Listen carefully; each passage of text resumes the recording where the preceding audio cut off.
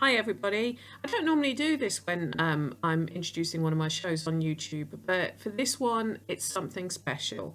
Now, the event that David O'Keefe and I, Dave from Canada, are talking about isn't one to be laughed about or joked about or anything else, because there were many, many, many lives lost in mere hours with the events that took place in the Dieppe raids in August of 1942. So please sit back, have a listen to the podcast, and if you do have any questions, feel free to send them on to Haunted Histories and I will pass them on to Dave on your behalf, or drop him a line yourself. He's very accessible. He's on Facebook and Twitter.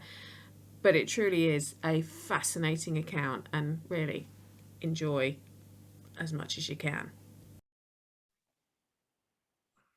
And hello, everybody, and welcome to this episode of Haunted Histories with yours truly, Penny Griffiths Morgan. Now, most of you who know me will know one of my favourite things about this show is the fact that I get on such an amazing variety of guests. And the fact that I am sort of starting to get known in the history field as well as the paranormal field means that I have an amazing... I get given names of people I should speak to. And the chap we're going to be talking to shortly, and he's coming to us all the way from Montreal, or near to Montreal. We've already had this conversation, near to Montreal in Canadian terms.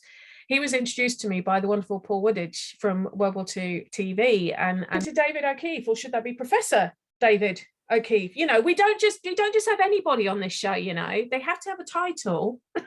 Second front, in other words, but only an invasion would do that, not a one-day little pinprick raid. Yeah, that's not going to do that. No, that's not going to do that. And of course, you know, when you're looking for excuses after the fact because it was a disaster, and I don't think anybody expected it was ever going to be that much of a disaster or a disaster at all. They expected that it would take probably some heavy casualties, but never in the proportions that we've already discussed. Yeah. And so as a result, human nature gets in and the finger pointing starts, and then the distancing.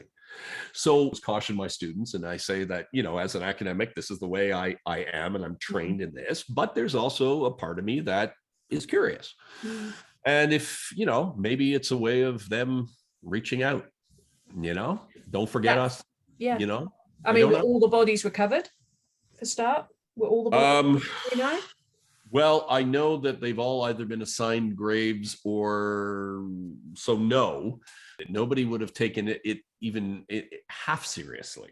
But because of the timeline, the sequencing and everything else, for people who would, in theory, as far as we know, have no direct knowledge, let alone the material to draw upon at that particular point to do it, it requires further investigation. You know, it doesn't, you know, obviously we can't conclude anything. I mean, the other thing that they looked into, the SPR, was the possibility of auditory hallucinations.